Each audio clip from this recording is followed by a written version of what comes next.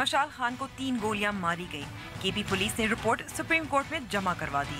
JIT में ISI, MI और FIA भी शामिल।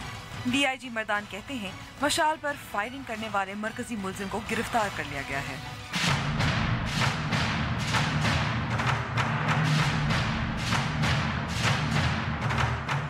मकबूजा कश्मीर में भारतीय जुल्म जारी। कुपवाड़ा में फौजी कैंप पर हमले में 5 भारतीय फौजी हलाक, मुतादिद जख्मी।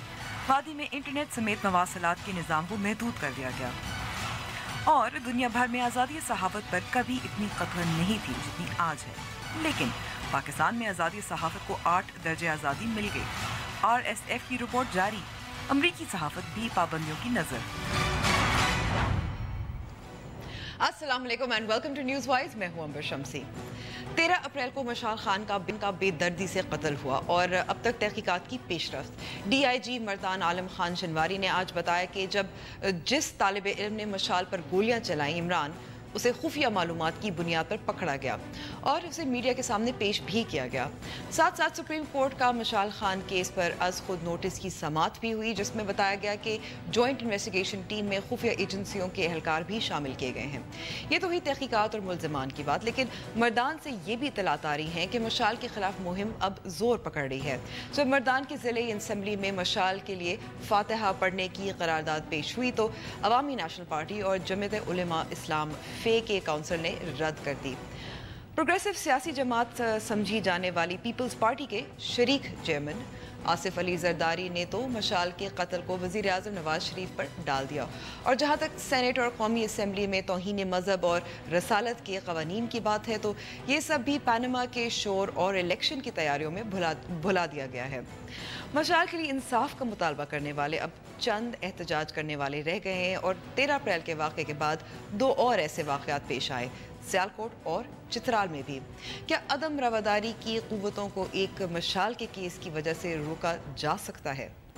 और आज़ादी सहाफ़त की बात करेंगे प्रोग्राम में। मीडिया पर तहकीक और नज़र रखने वाली एक बैन अक़वामी तंजीम का कहना है कि पाकिस्तान का आज़ादी सहाफ़त के हवाले से दर्जा बेहतर हुआ है और इंडिया, अमरीका और बरतानिया के दर्जे में किसी कदर कमी आई है। पाकिस्तान में मीडिया पर जो मौज़ूआत की जा सकती है उसकी कितनी आज़ादी है और ख़तरात क्या हैं? शुरू करते हैं अपनी टॉप स्टोरी से। 2 जो कन्फेशनल स्टेटमेंट में आए हैं तो उसमें उन्होंने जो फायर करने वाले का नाम लिया है, इमरान उसका नाम है, वो अपने ही उसके क्लास फेलो था जर्नलिज्म डिपार्टमेंट का। उस हवाले से हमने अपनी मुख्तलिफ टीमें जो है वो उसको अरेस्ट करने के लिए लगाई हुई थी और मैं आपको ये बता दूं कि उसको हमने अरेस्ट कर लिया है। वो जिस पिस्टल के साथ उसने फायर किया था वो भी हमने रिकवर कर लिया है। इनिशियल जो हमने इन्वेस्टिगेशन की है और इंटरोगेशन की है उसने अपना ये जो इक़दाम है उसने मान लिया है। 2 फायर हुए हैं, हमने 3 खोल वहाँ से रिकवर कराए हैं। तीनों जो है वहाँ पे FSL लैब में चले गए, उसकी भी रिपोर्ट आ गई है। अभी जो पिस्टल आया हुआ है तो इंशाल्लाह उसकी हम उसकी मैचिंग के लिए भेजेंगे। इस पे बात करने के लिए हमारे साथ मौजूद है तज़कियाकार मारवी सरमद। बहुत बहुत शुक्रिया मारवी साहिबा हमें वक्त देने के। मारवी, जो अभी तक पेशरफ्त हुई है इस केस में तहकीकात के हवाले से, आप मुतमईन हैं? बहुत बहुत शुक्रिया अंबर जी। मेरा ख्याल है कि काफ़ी तेज़ी से इसके ऊपर हर रोज़ एक नया अपडेट आता है। लेकिन आप अभी बात कर रही थी कि मशाल को क्या इंसाफ मिलेगा या नहीं, और उनके लिए इंसाफ का मुतालबा करने वाले बहुत कम रह गए हैं। तो अनफॉर्चुनेटली ये 2 पॉइंट्स है। एक तो ये कि क्या मुआशरा और क्या ये रियासत जो है वो इतनी फ्रीडम देती है कि इस तरह के विक्टिम्स के लिए, जो खास तौर पे ब्लास्फेमी के ऊपर जिनको मारा जाए या जिन पर ज़्यादती की जाए उस पे आवाज़ उठाने वाले, उन पर कितनी उन्हें आज़ादी है, उनके मुकद्दमों की पैरवी करने वालों को कितनी आज़ादी है। आपके इल्म में है कि राशिद रहमान साहब को जो है अदालत के अहाते में कत्ल कर दिया गया था, वो भी एक ब्लास्फेमी के केस के ऊपर ही। तो मैं ये समझती हूँ कि मशाल को इंसाफ तभी मिल पाएगा جب یہ جو بلاسفیمی کا قانون ہے اس میں ہم اس حد تک تبدیلی کریں، اس کو بہتر بنائیں تاکہ جو غلط الزام تراشی ہوتی ہے ایک تو اس کا سدباب ہو، اور دوسرا یہ کہ قانون تک پہنچنے سے پہلے ہی اگر جو اس طرح سے قانون کو ہاتھ میں لے کے لوگوں کو مار دیا جاتا ہے یا ظلم کیا جاتا ہے جی چترال میں ہم نے دیکھا، تو اس کا بھی سدباب ہو سکے، اور جو غلط الزام لگاتے ہیں ان سب کو جو ہے امپلیکیٹ کیا جائے قانون میں۔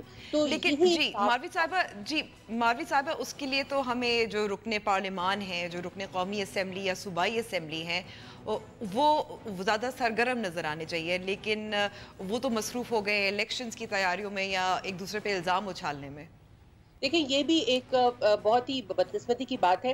میں آپ کو بتاؤں امبر، ایز اے جرنلسٹ میں جب ان سے ملتی ہوں، میں بہت سے پارلیمنٹیرین سے اور سیاستدانوں سے ملی ہوں، اور اس سلسلے میں جب بات ہوتی ہے مشال کے انفارچونیٹ اسیسینیشن کے بعد کی بات کری ہوں، تو ان سے جب بھی بات ہوتی ہے تو انہوں نے پرائیویٹ گفتگو میں ہمیشہ یہ کہتے ہیں کہ بہت زیادتی ہے، بہت ظلم ہے اور ایسا نہیں ہونا چاہیے، مگر انفارچونیٹلی جب یہ پبلک ڈومین میں بات کرتے ہیں تو کسی کی بھی ہمت نہیں ہوتی کہ اس طرح کے مسئلے پر بے باکی کے ساتھ، آزادی کے ساتھ گفتگو یہ کر پائیں، اور بہت سی سیاسی کنسیڈریشنز کو یہ مد نظر رکھتے ہیں۔ اور اب آپ نے بالکل صحیح فرمایا کہ چونکہ الیکشن کا سیزن جو ہے وہ تقریباً آنے کو ہے، بلکہ it has set in already, تو اس جی میں ان لوگوں کا خیال ہے کہ اگر یہ جو ہے کھل کر اس کے بارے میں بات کریں گے تو ان کو الیکٹورل نقصان ہوگا، اور جو نواز لیگ ہے وہ بھی اس میں بہت پھونک پھونک کے قدم رکھ رہی ہے، کیونکہ وہ یہ سمجھتے ہیں کہ انہیں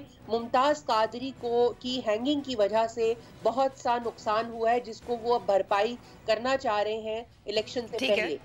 تو میرا خیال ہے کہ یہ بہت بدقسمتی ہوگی اگر ہمارے سیاستدان جو ہے وہ انصاف کا دامن ہاتھ سے چھوڑ دیں اور صرف اپنے نیرو الیکٹورل آبجیکٹیوز کی خاطر جو ہے وہ اس کے اوپر کمپرومائز کریں۔ لیکن اس سے بھی اہم بات یہ ہے کہ جی سیاستدانوں کو کیوں یہ خطرہ ہے کہ اگر وہ اس پر بات کریں گے اور حق اور انصاف پر مبنی بات کریں گے تو عوام انہیں ووٹ نہیں دیں گے۔ یہ بات ہمارے سوچنے کی ہے۔ آپ میڈیا سے ہم دونوں میڈیا ماروی صاحبہ جی، میڈیا جو ظاہر ہے اس کیس پہ بہت زیادہ شور مچا، میڈیا پہ بہت بات ہوئی، اور ایک وقت آتا ہے جب بھی کوئی خبر ہوتی ہے وہ ظاہر ہے اور خبروں میں گم سی بھی جاتی ہے، لیکن جیسے آپ نے کہا کہ جو سیاستدان ہیں وہ اپنی الیکشنز کے بارے میں سوچ رہے ہیں، لیکن مشال کا کیس تو کافی واضح ہے کہ یہاں ناانصافی ہوئی، بہت بری طرح ہوئی، تو پھر بھی یہ ایک مثال نہیں بن سکتی مشال کی مثال؟ بالکل بن سکتی ہے جی۔ ہم نے تو جب ممتاز قادری کو پھانسی ہوئی تو ہم نے تب بھی یہ کہا تھا کہ یہ دیکھیے یہ ایک مثال ہے کہ ایک غلط الزام تراشی کر کے اور اس کے بعد اس کو قانون کو ہاتھ میں لیا تو اس کا خمیازہ بھی بھگتنا پڑا، لیکن معاشرے نے، اسٹیٹ نے تو اپنا کردار ادا کر دیا۔ معاشرے نے کیا کیا؟ معاشرے نے اس کو ہیرو بنایا۔ اس کی جو جنازہ تھا وہ میرا خیال ہے کہ کسی بھی بڑے جلسہ عام سے کہیں زیادہ بڑا تھا۔ آپ مشال کا جنازہ دیکھیں تو ڈرے سہمے کچھ لوگ جو ہیں وہ وہاں پر موجود تھے، اور کچھ لوگ ایسے تھے جو وہاں پہ ان لوگوں کو دھمکا رہے تھے کہ آپ یہ مت کریے۔ دھمکا رہے تھے کہ نکاح ٹوٹ جائے گا اگر آپ ثابت نہیں ہوئی تھی اس وقت تک، بلکہ پولیس نے بھی یہ بیان دے دیا تھا کہ ہمارے پاس کوئی ثبوت نہیں ہے کہ مشال نے کبھی بھی خدا نہ خواستہ کوئی توہین رسالت کی ہے یا گستاخی مذہب کی ہے۔ تو میرا یہ خیال ہے کہ یہ ایک بہت لارجر اور بہت ڈیپ روٹیڈ ایشو ہے جو ریاست اور ریاستی قوانین سے بہت بیونڈ ہے۔ اس کو ہمیں اپنی معاشرت کے اندر تلاش کرنا چاہیے کہ ہم ایسا معاشرہ کیسے بن گئے ہیں کہ ہم قانون کی بھی پرواہ نہیں۔ قانون تو آپ کو نہیں کہہ رہا ہے کہ آپ لنچنگ کر دیں، قانون تو آپ کو ایک راستہ دے رہا ہے کہ اگر یہ جرم ہوا ہے، پہلے تو ثابت کریں کہ جی اگر ہوا ہے تو پھر اس پہلے کی تو سزا۔ ثابت کریں، لیکن ماروی جیسے بہت زیادہ جو ایک اوورویلمنگ پبلک سپورٹ یا جو سمپتھی جو کریٹ کی گئی تھی، یہ بھی دیکھنے میں آ رہا ہے کہ اس کے خلاف پش بیک بھی آ رہا ہے۔ یہ کہا جا رہا ہے کہ ابھی تک تو یہ بھی ثابت نہیں ہوا کہ مشال واقعی اس نے ایسا کوئی کام کیا تھا یا پوسٹ کیا تھا یا نہیں کیا تھا، تو we can see that the pushback is happening as we speak. Absolutely. The pushback is very strong, is rather strong. बल्कि मैं आपको बताऊं, जब ये दूसरे या तीसरे दिन ही, बल्कि पहले दिन ही ये चीज़ वाज़े होने लगी थी कि इसके पीछे दरअसल प्लॉट कोई और है, जो कि हमेशा ब्लास्फेमी केसेस में होता है कि पीछे उसके वजूहात कोई और होती हैं, ब्लास्फेमी को बहाना बनाकर अपने स्कोर सेटल किए जाते हैं. इसके पीछे चूँकि मशाल एक बड़ी मूवमेंट जो कि यूनिवर्सिटी में चल रही थी इंटरनल रिफॉर्म्स की, उसका हिस्सा थे और बहुत तवाना आवाज़ थे, तो उनको उसको इस तरह से दबाया गया. अब जब ये चीज सामने आई तो फिर वहां से पुशबैक भी आया कि नहीं, ऐसी बात नहीं है, ये दरअसल ब्लास्फेमी ही हुई थी. तो मेरा ये ख्याल है कि कतई नजर इसके जो प्रोग्रेसिव आवाजें हैं उनको ये कहना चाहिए कि जुर्म साबित होना या ना होना तो बात की बात है. इस वक्त मतलब मशाल का जुर्म अगर साबित हुआ या नहीं हुआ बात की बात है, मगर मिशाल के खिलाफ जो जुर्म हुआ वो तो सबके सामने है, लिहाजा उसके खिलाफ उठना बहुत जरूरी है. तो ये मेरा ख्याल है. और बहुत ही मायूसी की मैं तो समझती हूँ, मुझे बहुत सख्त मायूसी हुई है कि अवामी नेशनल पार्टी जैसी जमात के जो मेंबरान हैं वो ना सिर्फ इस जुर्म में शरीक थे बल्कि अब इसके कवर अप में भी. और ये जो साहब हैं जो ये डिस्ट्रिक्ट काउंसिल के नाजिम हैं, इनके खिलाफ तो शो कॉज नोटिस भी पार्टी ने इशू किया और इन्होंने उसका जवाब भी दिया, मगर उसके और माफी भी मांगी, मगर उसके बाद मुआजरत के बाद उन्होंने फिर ये हरकत की. इसका मतलब आप ये देखें कि कोई भी पार्टी, किसी भी पार्टी का फैब्रिक जो है वो मुकम्मल तौर पर प्रोग्रेसिव और सेक्युलर नहीं रहा है. तमाम पार्टियां जो हैं वो उनकी सिर्फ सेंट्रल लीडरशिप आइडियोलॉजी पे किसी हद तक उसकी बाकियात रह गई हैं, मगर उसके नीचे जो ट्रिकल डाउन हो रहा है वो सिर्फ एक्सट्रीमिज्म, जो ट्रिकल डाउन है, क्योंकि जाहिर है वो जहनियत जो है वो तो माशरे में पाई जाती है, लोग भी उनकी पार्टी में जो शामिल होते हैं वो वहीं से आते हैं. बिल्कुल. और इस पे पार्टीज को बहुत सीरियसली सोचना चाहिए कि ऐसा क्या हो गया 15-20 सालों में कि आप अपने मेंबरान तक और अपने नए जो नस्ल है उन तक अपनी आइडियोलॉजी ही नहीं पहुंचा सके, बल्कि उसके उलट बिल्कुल आइडियोलॉजी मिल रही है उनको. कहां से मिल रही है? और अगर यूनिवर्सिटीज का ये हाल है तो फिर हम किस मुंह से मदरसों की बात करते हैं? हम क्यों कहते हैं कि मदरसों के बच्चों को डी रेडिकलाइज करें?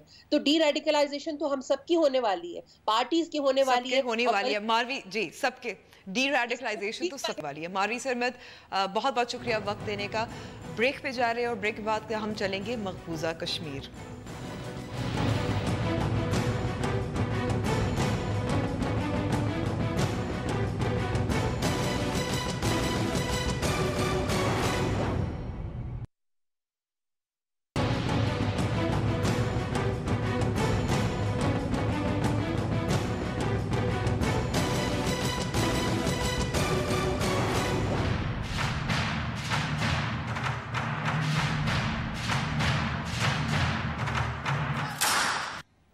मकबूजा कश्मीर में दो अहम बातें 2 दिन में हुई हैं. एक तो सोशल मीडिया पर पाबंदी, मवासलाती निज़ाम जो है उस पर भी पाबंदी. दूसरी तरफ लाइन ऑफ कंट्रोल के करीब मकबूजा कश्मीर में कुपवाड़ा के ज़िले में एक आर्मी कैंप पर भी हमला हुआ दहशतगर्दों की जानिब से. इस पर बात करने के लिए हमारे साथ मौजूद हैं श्रीनगर से कश्मीरी सहाफ़ी रियाज मलिक. रियाज साहब, बहुत शुक्रिया हमें वक्त देने का.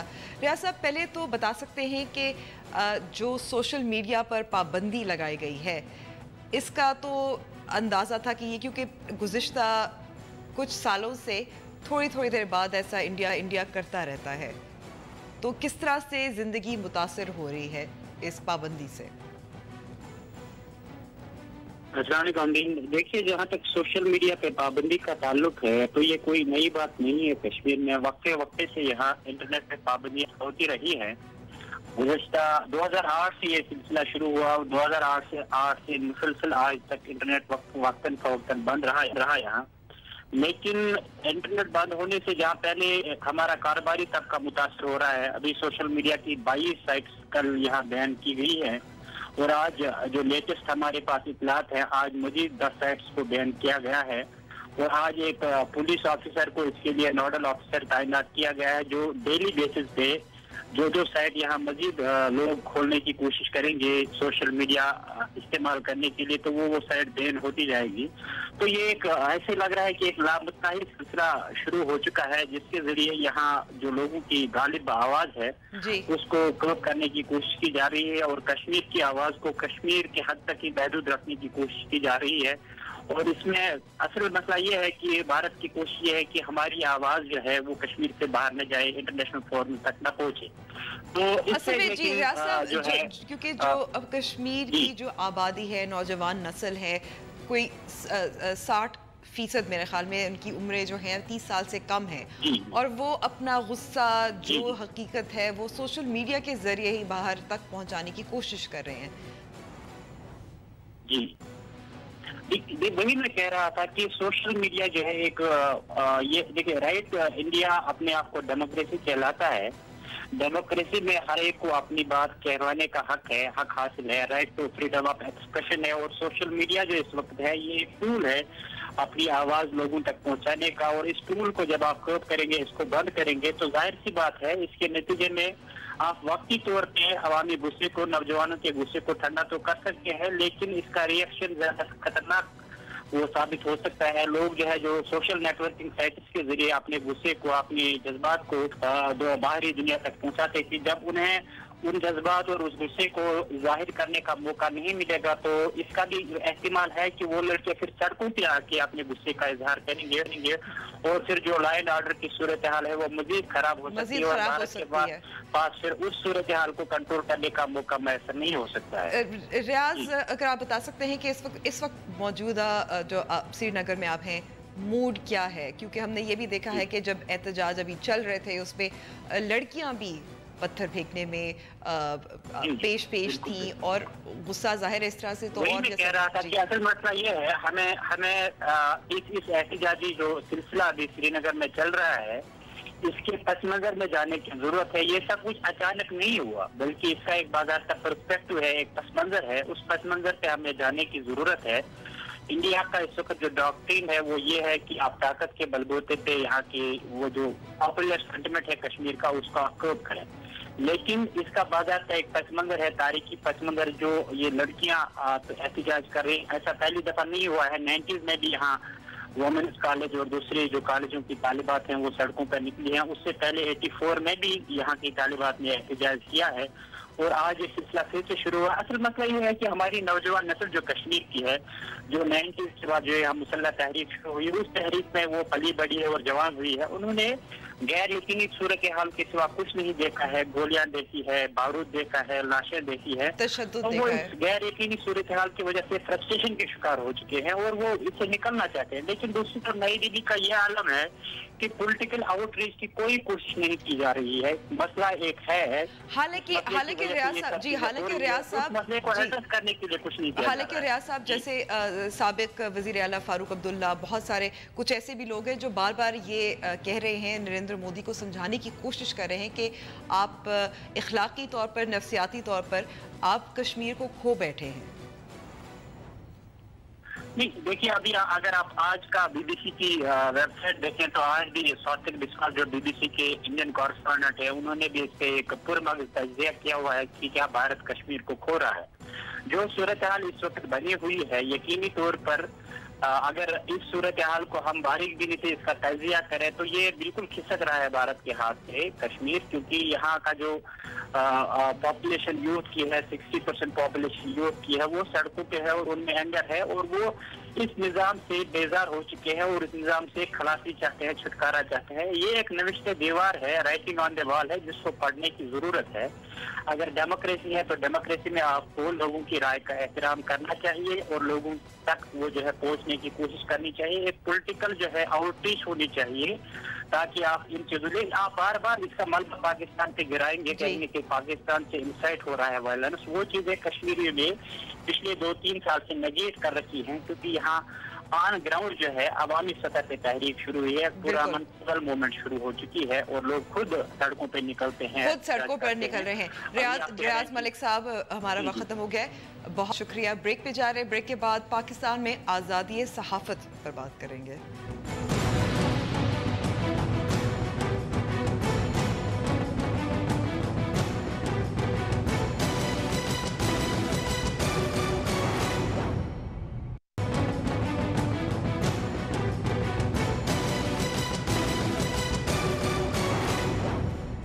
एक बार फिर खुश आमदीद। اور اب بات کرتے ہیں آزادی صحافت کی۔ رپورٹرز وداؤٹ بارڈرز کے مطابق ترقی یافتہ جمہوری ممالک میں آزادی صحافت کی صورتحال شدید تشویشناک ہے، اور ان ممالک میں آزادی صحافت کو آج جتنا خطرہ ہے 15 سالوں میں کچھ ایسا نہیں تھا۔ امریکہ اور بھارت سمیت دنیا کے اکثر ممالک میں جہاں آزادی صحافت زوال پذیر ہے، وہیں پاکستان نے ورلڈ پریس فریڈم انڈیکس میں 8 درجے ترقی کر لی۔ 180 ممالک پر مشتمل انڈیکس میں پاکستان کا نمبر 139واں ہے، لیکن 2016 کے بعد سے ملک میں آزادی صحافت کے حوالے سے خاصی بہتری آئی ہے۔ گزشتہ سال پاکستان درجہ بندی میں 147ویں نمبر پر تھا۔ رپورٹرز وداؤٹ بارڈر RSF کی نئی رپورٹ کے مطابق بھارت کا 3 درجے کمی کے ساتھ نمبر 136واں ہو گیا ہے۔ RSF رپورٹ میں مقبوضہ کشمیر میں انسانی حقوق کی سنگین خلاف ورزیوں پر بھارت کو شدید تنقید کا نشانہ بنایا گیا ہے، جہاں صحافی بھی قابض فورسز کے ہاتھوں تشدد کا شکار ہوئے۔ مقبوضہ کشمیر میں احتجاج کی کوریج دبانے کے لیے بھارتی حکومت کی کوششوں کو بھی نمایاں کیا گیا ہے۔ رپورٹ میں پاکستان کے حوالے سے بتایا گیا ہے کہ پاکستانی میڈیا ایشیا میں انتہائی آزاد تصور کیا جاتا ہے، لیکن وہاں بھی وہ عسکریت پسند تنظیموں اور سرکاری ایجنسیوں کے ہاتھوں محفوظ نہیں۔ ہر سال ان پر جان لیوا حملے ہوتے ہیں، تاہم گزشتہ 4 سال کے عرصے میں ایسے واقعات میں کمی دیکھنے میں آئی ہے۔ اس کے علاوہ سرکاری حکام اور سیاسی جماعتیں بھی صحافیوں کو ہراساں کرنے میں ملوث رہے ہیں۔ RSF رپورٹ میں آزادی صحافت کے حوالے سے امریکہ کی بھی 2 درجے کمی ہو گئی ہے۔ اس سال امریکہ کا نمبر 43واں ہے۔ رپورٹ کے مطابق امریکہ کی صدارتی انتخابات کی مہم کے دوران صحافیوں اور میڈیا گروپ پر ٹرمپ کی جانب سے الزامات لگائے گئے، اور ٹرمپ کے صدر بننے کے بعد کچھ صحافیوں کو پریس کانفرنس میں شرکت کرنے سے بھی روک دیا گیا۔ انڈیکس میں ناروے نے اب 6 سال تک سر فہرست فن لینڈ کی جگہ لے لی، جبکہ شمالی کوریا آزادی صحافت کی بدترین صورتحال کے ساتھ آخری نمبر پر رہا۔ پاکستان کا درجہ کس طرح بہتر ہوا، کیوں ہوا، اس پہ بات کرنے کے لیے ہمارے ساتھ موجود ہے سینئر صحافی اویس توحید۔ بہت بہت شکریہ اویس ہمیں وقت دینے کا۔ پاکستان کا درجہ کچھ بہتر ہے، بلکہ اس رپورٹ میں یہ بھی کہا گیا کہ ایشیا میں یہ سب سے آزاد ترین پریس یا میڈیا ہے۔ اتفاق کرتے ہیں؟ دیکھیے ظاہر بات ہے کہ اب کہہ رہے ہیں کہ جی 138واں نمبر ہے اور 147ویں نمبر سے اور 8 نمبر بہتر ہو گئی ہے، اور بھارت کی جو ہے وہ تنزلی اور ہو گئی ہے، کیونکہ مقبوضہ کشمیر کے اندر جو مظالم ہیں اور دوسری جگہوں پہ جو انتہا پسندی کی واقعات ہیں۔ میں سمجھتا ہوں کہ اس میں جو یہ جو اس طرح کے سرویز ہوتے ہیں، انڈیکس ہوتے ہیں، اس کی اپنی اہمیت ہوتی ہے، لیکن کوالٹیٹیو اور کوانٹیٹیو ہوتے ہیں، اور ان کا جو بڑی جو ریٹنگ کے جو پوائنٹس ہیں وہ ہیں کہ کسی ملک کے اندر جو کیجولیٹیز اگر کم ہوں گی تو اس کی بہتر ہوگی۔ تو پچھلے سال کے اندر اللہ کا شکر ہے کہ ہمارے ہاں اتنی ہلاکت نہیں ہوئی جتنی پچھلے سالوں کے اندر ہوئی ہیں۔ 115 جو ہے وہ صحافی اس ملک کے اندر 9/11 کے بعد سے جو ہے وہ شہید کر دیے گئے ہیں، میڈیا ورکرز کو نشانہ بنایا گیا ہے، ان کی فیملیز کو نشانہ بنایا گیا ہے۔ اب بات یہ ہے کہ اس پہ ہم یا تو جو ہے کہیں کہ بڑی اچھی ہو گئی، میں نہیں سمجھتا، میں سمجھتا ہوں کہ گراؤنڈ پہ صورتحال بالکل ڈیفرنٹ ہے، اور اس کا اندازہ آپ کو ہمیں بھی تھوڑا ہے کہ سیلف سینسرشپ بڑھ گئی ہے، اسٹیٹ کی طرف سے جو پابندیاں لگی ہیں۔ Let's break this down it, تھوڑا سا اس کو علیحدہ دیکھتے ہیں۔ اب جیسے رپورٹ میں بھی یہی کہا گیا تھا کہ جہاں تک سیاسی جماعتوں یا پولیٹیکل کانورسیشنز ہے اس کی پاکستان میں بہت آزادی ہے۔ دیکھیں بہت سارے چینلز اگر ابھی آپ دیکھیں، بالخصوص جو الیکٹرانک میڈیا کے جو ٹی وی چینلز ہیں، اس کو آپ ایک طرح سے جو ویورز ہیں وہ شناخت کرتے ہیں کہ کس کو پی ٹی آئی کا ورژن دیکھنا ہے، کس کو جو ہے وہ اسٹیٹ انسٹیٹیوشن کا دیکھنا ہے، اور کس ٹی وی چینل پہ جو ہے وہ آپ نون لیگ کا ورژن زیادہ دیکھیں گے۔ تو یہ جو ہے یہ تنزلی ہے، میں سمجھتا ہوں، کیونکہ امپیکٹ اتنا ہے ٹی وی چینلز کا، وہ بیلنس کرنا بھی چاہے تو ویور جو ہے وہ بیوقوف نہیں ہے۔ اور ایک میں سمجھتا ہوں کہ سب سے جو مقدم چیز ہے، سب سے مقدس جو چیز ہے، وہ ہے کسی ریڈر کا، کسی ویور کا، کسی لسنر کا ایک انسٹیٹیوشن کے ساتھ، میڈیا آرگنائزیشن کے ساتھ ٹرسٹ کا۔ تو جو ہمارا یہ پرائیویٹ چینلز کا ایک اعتماد کی فضا بلند ہوئی تھی اور اعتماد بہت بڑھ گیا تھا لوگوں کے درمیان، وہ اعتماد کم ہو رہا ہے، اور اس کی وجہ پولیٹیکل پارٹیز کی جو ہے وہ فنڈنگز ہیں، ہمارے ہاں سبسکرپشن پہ پیسے ریونیو جنریٹ نہیں ہوتے، مالکان کا اثر و رسوخ بہت ہے، اب ڈائریکٹ مالکان سے جو ہے وہ سودے بازی ہوتی ہے، کہ الیکشن کے اندر کیا ہوگا. جو دنیا بھر کی جو پاکستان کی لڑائیاں ہیں امبر, وہ 14 انچ سے 75 انچ کے ٹی وی اسکرین پر لڑی جاتی ہیں, چاہے وہ اسٹیٹ انسٹیٹیوشن کی ہوں, چاہے وہ گورنمنٹ کی ہو, چاہے گورنمنٹ اور اپوزیشن کی ہو, اور چاہے وہ ایتھنک پارٹیز کی ہوں, چاہے وہ نان اسٹیٹ ایکٹرز کے بیانیے کیا ہو, کیونکہ اس کے نام پر وہ کہتے ہیں ریٹنگ بہت بڑھ جاتی ہے. تو میں یہ سمجھتا ہوں کہ بہت سارے اس کے عوامل ہیں, لیکن اویس یہ بھی دیکھنے میں آیا ہے کہ کچھ سالوں میں ریٹنگز جو ہیں ٹاک شوز کی گرتی جا رہی ہیں. میرے خیال میں کوئی 38% ایسا ہے جو پچھلے 1-2 سالوں میں گری ہے. یعنی کہ لوگ, جو آپ نے بات کی, اعتماد کھو رہے ہیں ہماری صحافت میں. جی بالکل امبر, دیکھیے زیادہ تر اب جب کوئی بڑا واقعہ ہوتا ہے, جیسے ابھی پیناما کا ورڈکٹ آیا تو ساری ویورشپ جو ہے وہ نیوز چینلز پہ تھی صبح سے لے کے رات تک. لیکن عام دنوں کے اندر اگر اسی طرح ایک طرح سے انتشار ٹی وی پہ ہو, اور جو کہتے ہیں کہ ڈپریشن کی گولیاں کھانی پڑتی ہیں اور ڈپریشن کے مریض بن جاتے ہیں جو ویورز جو ہیں, نہ کہ ہم تو نیوز مین ہیں تو ہمیں اتنا وہ نہیں ہوتا کہ ہم اس کی فلو میں ہوتے ہیں. آپ دیکھیں زیادہ تر جو لوگ ہیں پرائم ٹائم کے اندر انٹرٹینمنٹ چینلز کی طرف متوجہ ہو گئے ہیں, اور ٹی وی چینلز جو ہیں اب ایک شارٹ بلیٹنز دیتے ہیں پرائم ٹائم کے اندر. وہ کہتے ہیں کہ جی اس کے بعد لوگ سوئچ کر جاتے ہیں. وہ اس کی وجہ یہی ہے کہ یا تو وہ نیوز چینلز کے اوپر نان سیریسنس کی وجہ سے انٹرٹینمنٹ ویلیو ڈھونڈتے ہیں, لڑائی جھگڑے, لیکن ساتھ ساتھ میں امبر جو ایک بڑا مسئلہ ہے ہمارے ملک کا, وہ ہے فلاڈ ریٹنگ سسٹم کا, جس سے یہ مالکان, یہ ٹی وی چینل جو بے ہنگم طریقے چل رہے ہیں, اس کے اندر آپ دیکھیے بہت سارے پروگرامز ہیں, بہت سارے چینلز ہیں جس کے اوپر پرائم ٹائم کے اندر سیریس پروگرامز آتے ہیں, اور وہ لوگ اتنی ہی دلچسپی کے ساتھ سنتے ہیں. تو ہمارے ملک کے اندر, اس سوسائٹی کے اندر جو جہاں پہ ایک انتشار ہے, پولرائز سوسائٹی ہے, عدم برداشت کی ایک فضا ہے, اس کے اندر بہت سارے اینکرز, بہت سارے پروگرامز, اور جو خالصتاً جرنلسٹ جو کنڈکٹ کر رہے ہیں, وہ try to create sanity, try to make sense out of this chaos. میں سمجھتا ہوں کہ یہ جو اسٹیٹ سینسرشپ ہے یا پیمرا کی سینسرشپ ہے, اس کو ختم ہونا چاہیے, اور ایک طرح سے ایڈیٹرز کا جو سینکٹیٹی ایڈیٹرز کے آفس کی اور اس کا جو رول ہے وہ انکریز ہونی چاہیے, تاکہ ہم اس میڈیا کے اعتماد کو اور اس کے رول کو فعال طریقے سے, مزید فعال طریقے سے بحال کر سکیں. لیکن ویسے آپ کو یہ بھی نہیں لگتا کہ ایک طرف سیلف سینسرشپ, کچھ ایسے موضوعات ہیں جن پہ نہیں بات کر سکتے, یا ہم خود ہی ڈرتے ہیں, خوفزدہ ہوتے ہیں بات کرنے سے, تو یہ بھی تو آزادی صحافت, آزادی اظہار رائے کے زمرے میں آتا ہے, self censorship that we also do ourselves. جی امبر, میں آخری جو آپ کے کوشچن کا وہ 2-4 ورڈز میں نہیں سن سکا, لیکن جو جیسے بلاگرز کا معاملہ تھا, جیسے ڈان لیز کا معاملہ تھا, تو بہت سارے جو چینلز ہیں وہ کہیں نہ کہیں ایک بیانیہ جو اسٹیٹ کے انسٹیٹیوشنز کا, یا ایک جو بیانیہ جو ایک مجرم پہلے ہی سے قرار دے دینا, وہ کر رہے تھے. لیکن اس کے اندر بھی ایسے پروگرامز ہو رہے تھے, ایسے کالمز لکھے جا رہے تھے, چاہے وہ بلاگرز کا ہو, چاہے ڈان لیز کا مسئلہ ہو, چاہے یہ پیناما کا ہو, کہ ایک ہر کہانی کے کم از کم 2 رخ ہوتے ہیں, اور اس سے زیادہ بھی رخ ہوتے ہیں. تو یہ جو ایک رخ والا, جو ایک جج اور عدالت والا جو ایک رویہ اختیار کیا ہے, وہ میرے خیال میں سب سے زیادہ نقصان دہ ہے, سماج کے لیے بھی, میڈیا کی صحت کے لیے بھی, اور خود اس آرگنائزیشن کے لیے بھی. تو میں سمجھتا ہوں کہ یہ اس میں سبھی شامل ہیں, میڈیا, ہم لوگ بھی شامل ہیں, اور سوسائٹی کے اندر جو روش ہوئی ہے ون سائیڈڈ ورژن کی, کہ دوسرا سائیڈ نہیں سننا, اور وہی آپ دیکھ لیجئے کہ چاہے وہ توہین مذہب, توہین رسالت کے معاملہ ہوں, ایک ہی ورژن سننا ہے, تو اس کے جو ہم عادی ہوتے جا رہے ہیں, یا اس کو ہم آگے بڑھاوا دے رہے ہیں, وہ میرے خیال میں کہیں کام نہیں آئے گا, اور اس آگ کو مزید بھڑکائے گا. اس سے اجتناب کرنا چاہیے, کیونکہ سماج کے اندر انتہا پسندی, شدت پسندی, اور یہ جو آزادی صحافت یا آزادی اظہار اور قانون کی پاسداری ہے, یہی تو ایلیمنٹس ہیں کسی بھی سویلائز سوسائٹی کے.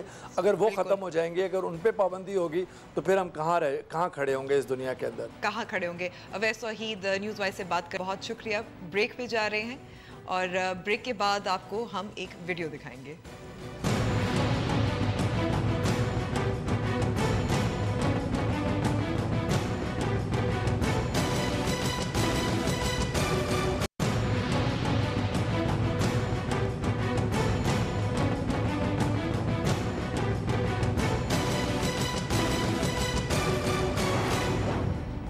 न्यूज़ वाइज में एक बार फिर खुशामदीद।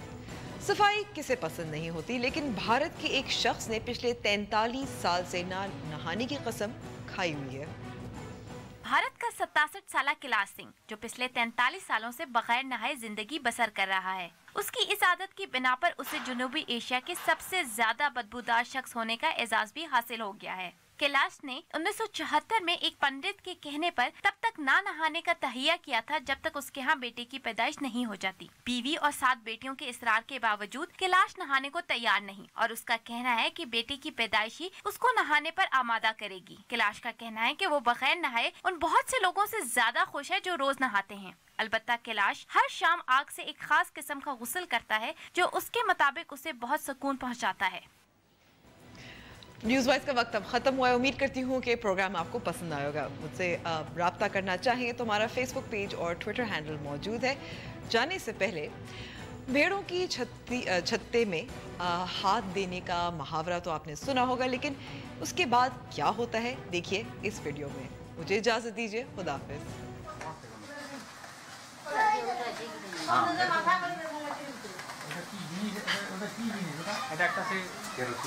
কেরোসিন নেই আর একটা কি বলবো তুমি সেটা ছড়া কাটে কাটে বড়দা সেটা ছড়া কেটে নিচে পড়ে যায় আর একটু বড় কাটতে পারছে এ বাবু এটা মামা এটা সব সব যা আছে বাপ রে বাপ সব এটা তো কিছু ওটা রেখে যেটা বসার জন্যই করে যে বসো কোঠে ওইটা না হ্যাঁ ওটা তুই লাস্ট ছাড়ি দাও ওটা ঠিক করে দিও হ্যাঁ Mama dia.